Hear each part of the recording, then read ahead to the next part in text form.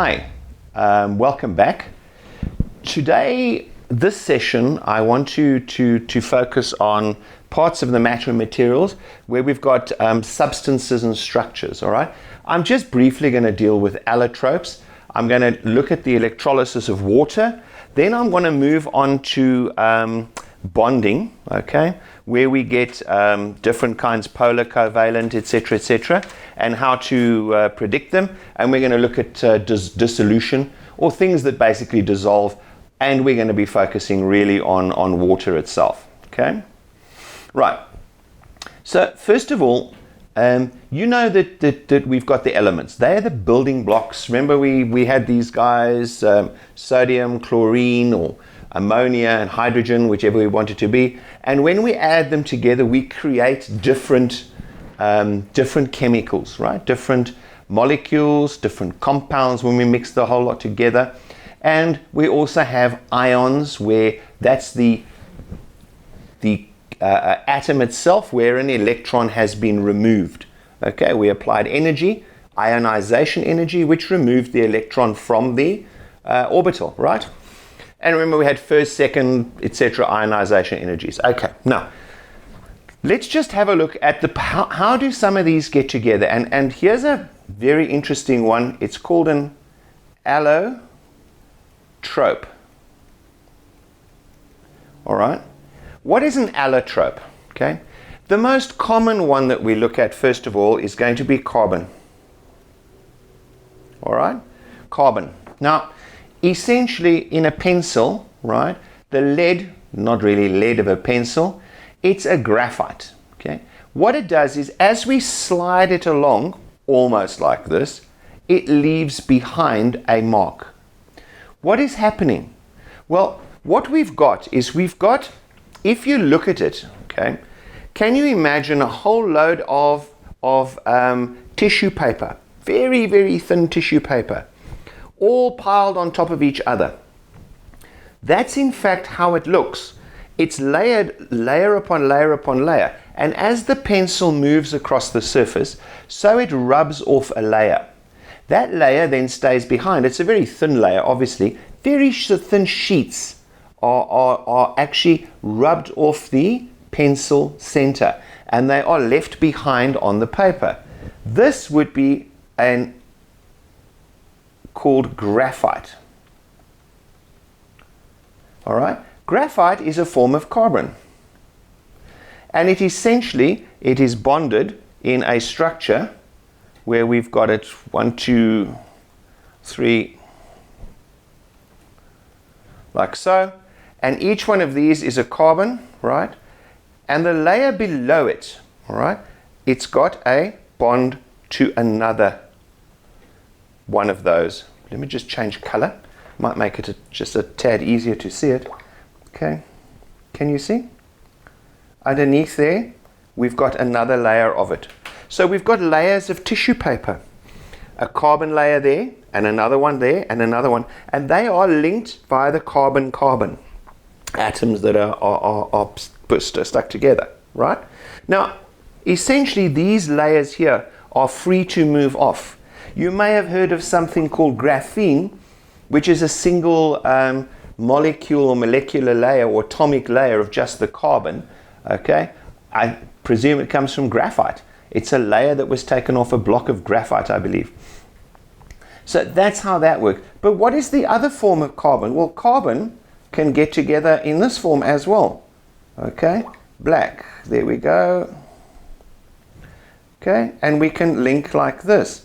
Can you see that sort of a structure is essentially you've got 3 underneath, right, like that, and 1 on top with a central carbon there, all linked. That structure there is different to the carbon above. That is the structure we find in a diamond. Right? It's a diamond. Now, carbon can form quite a few different structures. We can have very complex structural forms of carbon. One of the ones that's known very, very widely is buckyballs. Okay? They were named after an architect, Buckminster Fuller. And what they are, usually I think they've done magnetic, but they are carbon forms, and it's actually got carbon 60. all right? That is, its real name is a Fullerene, okay, and generally known as buckyballs, all right? It's just a more complicated structure than the diamond. So the carbon has got a lot of allotropes, okay? It's the same atom or the same element, okay, but it links to itself in various different forms. That's the allotrope, okay? The next bit is, let's have a look at what else forms allotropes. Now, if you have a look at your periodic table, you'll see the nonmetals, generally speaking, boron, silicon, astatine, tellurium, okay, up selenium, sulfur, oxygen, up there, carbon. Generally speaking, that area, not the halides, okay, the fluorine, chlorine, bromine, but that area of the nonmetals are generally the ones that have allotropism, okay? Allotropism, it's got the property to form an allotrope. So the most common one after carbon, I think, is sulfur, also spelled sulfur, okay? Phosphorus, which is P. Oxygen also forms. Why? Because you get O2 and you get O3, okay? You also get O4 forming, all right? Selenium is Se, all right? They all form attributes, or they all form allotropes, okay? So generally the nonmetals, the boron, silicons, astatine, tellurium, selenium, sulfur, phosphorus, and oxygen, okay, and carbon, okay, they form allotropes, okay. Some metals form allotropes as well, okay. Tin forms an allotrope, iron, and cobalt. They can also form allotropes, all right. Those are basically the ones that you're going to be dealing with. The most important, as I've said, is carbon, all right. Then sulfur, phosphorus, they're the ones that are going to form the allotropes that we're going to be dealing with generally. All right? Not that you're going to be dealing with them to any great extent, it's just a bit of terminology that you need to know.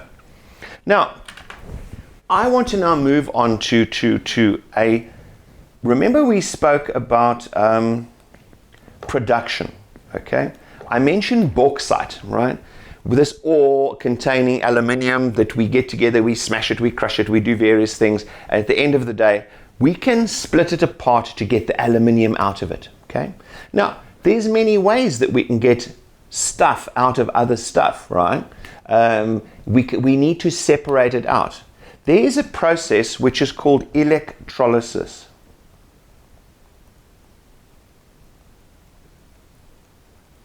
Like that, electrolysis, okay? Now, electrolysis is the electrical method, okay? What are we going to be doing? We are going to be separating out items that have got electrical charges, right? Elements don't have electrical charges, they're uncharged. So generally speaking, apart from an induced charge, which we'll talk about later, what happens? They are not really susceptible to our electrical process. Obviously, they do in certain aspects, but for what we want to talk about here, not. What we actually need to do is we need to look at the charged particles. Therefore, most of the work we're going to be talking about with electrolysis involves ions, which are our charged particles, right? We're going to be looking at ions, right? So we're going to be looking at electrolysis of ionic solutions, okay? Now, an ionic solution, for example, table salt. Table salt's composed of sodium and chlorine, isn't it? Yes, we can put electrodes in there and extract sodium and chlorine. Why? Because we use chlorine all the time. This that we're doing here, remember, as we've said before, is the basis of the extraction processes to make chemicals that we use. Fertilizers, okay? That's got ammonia in it, NH3, all right? Ammonium nitrate, NH3NO3 comes into it, right? These are the things that we need to actually manufacture. Chlorine, why? Well, swimming pools, okay, number one. In other words, let's say the the treatment of water, the purification, or not the purification as much, but the sanitization of water to remove all bacteria. So we'll use chlorine for that process, okay?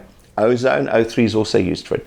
But this is what we're doing. We are going ahead and we're manufacturing these on a large scale. That's what we're looking at. And electrolysis is one of them. So if we have, let us for example say, all right, we have got over here, we have got a solution of H2O, well, not a solution, we've got water and we've got sodium chloride, okay? The sodium chloride is initially a solid, we put it into the water. Now we know that sodium chloride dissolves, okay? We're going to look at the dissolution process as to why it dissolves in the next section. But just for the moment, we know it dissolves soda, sugar, and various other things. In fact, on planet Earth, most of the things we deal with, we're dealing with solutions involving water, all right? Of course, things dissolve in oil as well. For example, you put chilies into an oil and leave it there, the chili goes into the oil, it's essentially dissolving into the oil, isn't it? All right?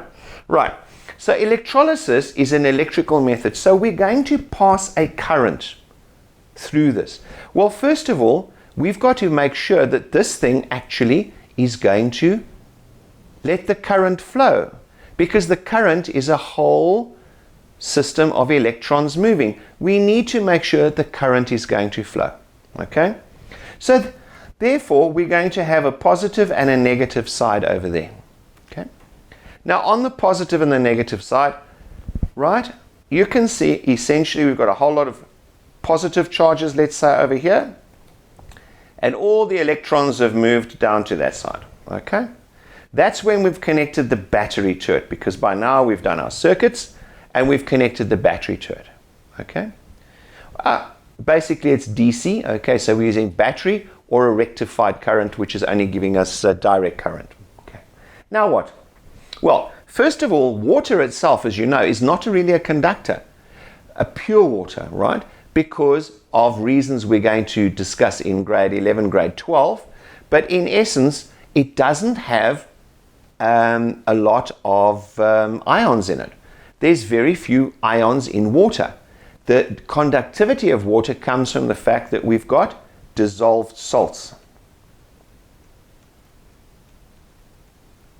And where do they come from? The dissolved salts. Our water comes out of the ground, rivers, through dams, and as it passes over, let's take for example, it passes over territory with different kinds of rocks. There's calcium carbonate, which is like marble, okay? There's sodium carbonates, there's sulfates, there's all kinds of things. Copper, iron oxides, there's loads of things that are dissolved in the water that we're going to use. So we're now going to talk about what if we have sodium chloride in this solution here, right? Well, essentially, what have we got in the water? Well, we have got a sodium ion and a chlorine ion. And in water, okay, we've got H2O, right? Now, the ions in here, in the experiment you do, you actually acidify. In other words, we add acid, okay? That's to get the current flowing through it, the electron movement through it. But what we've got with water is we've got H2O. Now, how do we form water? Well, if we go back a long time ago, okay, if we go back a long time past, you will find that in the atmosphere, we had hydrogen gas and there was oxygen gas, right? Now, in the presence of huge electrical storms, these two, remember hydrogen and oxygen are both flammable, right? What happens when you put hydrogen and oxygen together? You get water, which is correct. You get H2O. And that is a liquid, is it not? We get this here. Now, we need to balance the equation out. So first of all, we say, right, oxygens, on this side we've got one atom, on there we've got two, so I need to put a 2 there, and I need to put a 2 there, okay? Basic balancing that you've seen these before. Now, what does this mean? If we now pass the current through the water. Okay.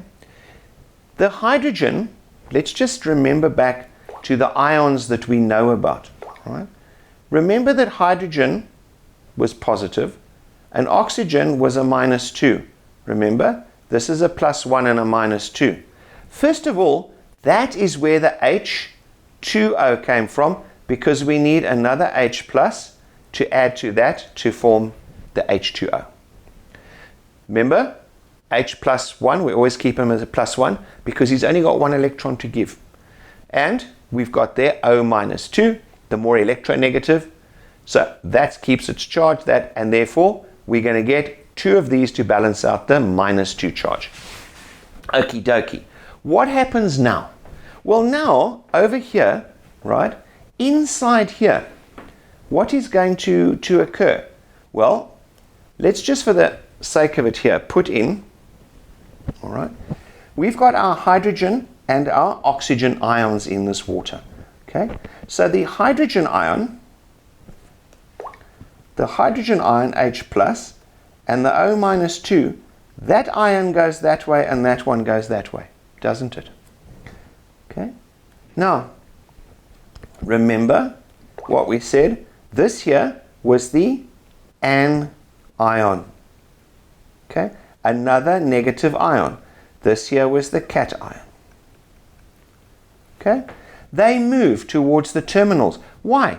Because a plus and a minus attract. So this hydrogen ion that's been created, this H plus, he moves towards the negative side. Why? Because remember what we said, he wants the electron back. Okay? The oxygen pinched it, and he's not in, or she's not in, a great frame of mind. Okay? Because we're wandering around as a plus charge. We don't want to be. We want to be at a lower level. We want to be stable. Therefore, if we're stable, we want to get our electron back. So what happens? The hydrogen ion goes along to there. And now let me just draw it at a slightly bigger scale. Okay. Now remember, all of these are electrons, right? Now we've got one atom of hydrogen coming along here. Here he is. This is our H plus. It's a hydrogen ion. Right? He's being pulled towards there by electrostatic forces.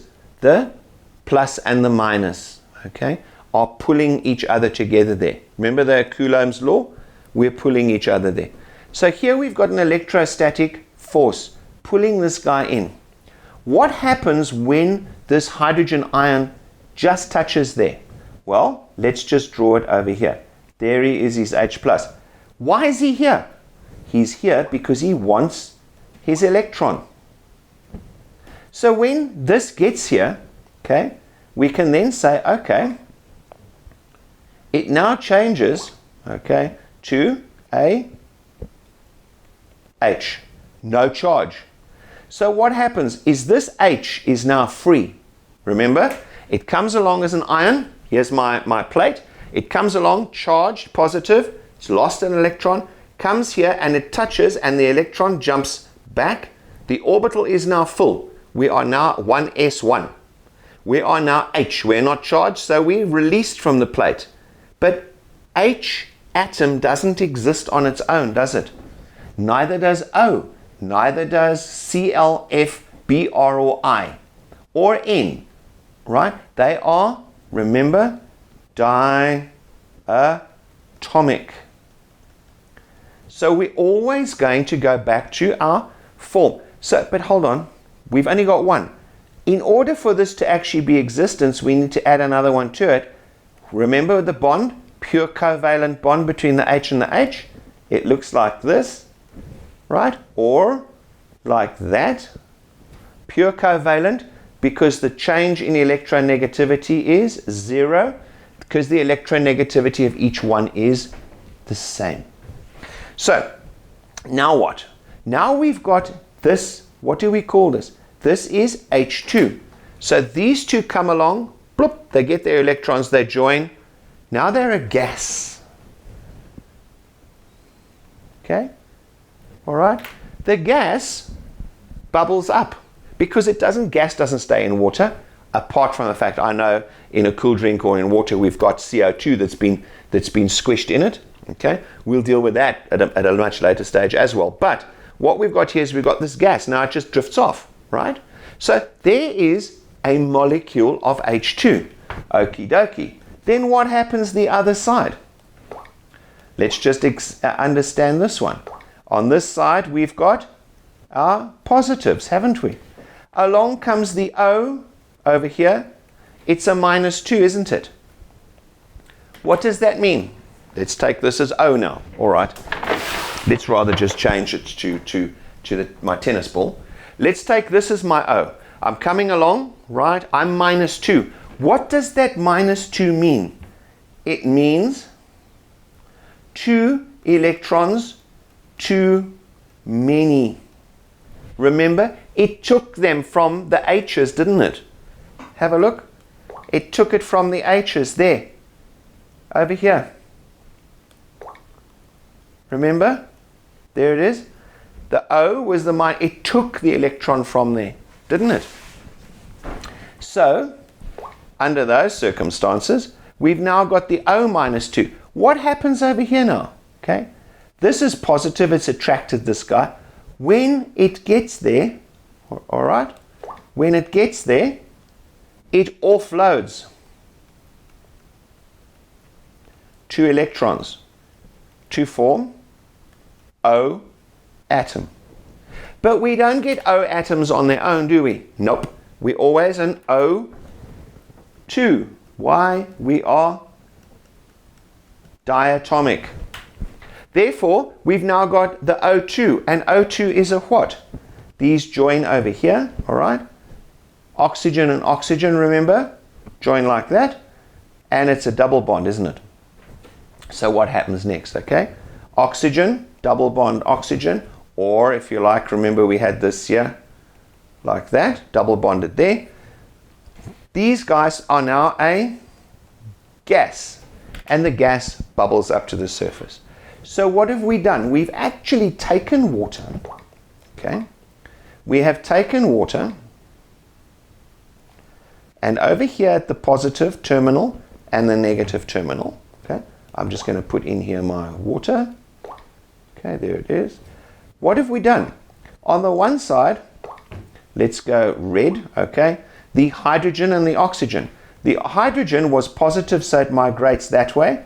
And then over the top here, this is basically what we've got, okay? Over the top here, we've got a tube, which basically takes the gas away, and the hydrogen bubbles over there. The hydrogen bubbles out. H2 gas, right? On this side, draw it the same way, like that. And over here, there's a tube, and O2 bubbles out. Okay, so we get oxygen forming on that side and hydrogen forming on that side. Essentially, what have we done? That is electrolysis. Remember we said H2 plus O2, gases in both cases, go to form H2O liquid, and we have to balance, so we need a 2 and a 2. What happens here is we've reversed it. We've now said 2H2O liquid, and that forms 2H2 gas plus O2 gas. That's the bubbles, right? Now the next question that you are asked is, okay, what do we see the volume of gas here? And the volume here, all right? What do we see? We actually see twice the amount of hydrogen for every one of those, okay? So in the decomposition, we're going to see 2 times H2 versus 1 O2 volume, okay? Twice the volume of hydrogen to 1 to that. So in other words, if you get 1 liter of oxygen gas, you're going to get 2 liters of hydrogen gas coming off. So these numbers here at the front are telling us the ratios in which these things are added and mixed together. We're going to go into that in a session or two, where we start talking about the actual equations themselves. Okay, right. So that covers allotropes, and it covers the electrolysis of water. Yes, some of you who are into this a bit more, you might be aware that yes, we do. Let me just change this. We do have a situation in industry where we have over here, we have what's called brine. Let me just do this a little bit neater, shall I? That was a bit just going a little too quick. But what we've got is we've got a big tank like that, okay? And over here, this is filled. This is filled with brine. What is brine? Brine is very salty water. It's super saturated, okay? It's basically just as much salt as can be in that water is brine. You often see it in frozen fruits. I remember if you look at Christmas time, the turkeys, sometimes they tell you on the outside, so much brine has been added into this meat, okay? So it contains so much salt water. Then we've got the bottom down here, we say brine. Brine is what? Brine is composed of sodium and chlorine. Sodium plus 1, chlorine minus 1. So it is ionic, isn't it?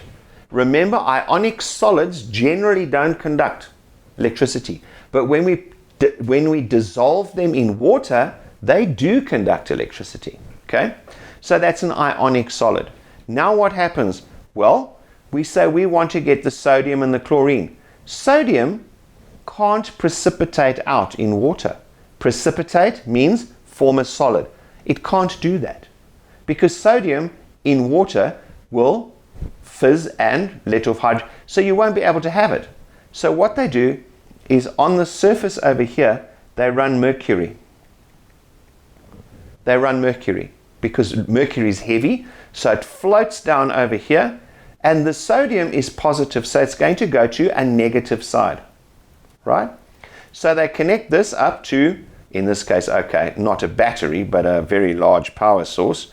And over here, we connect things up, which are going to be our positive sides, right?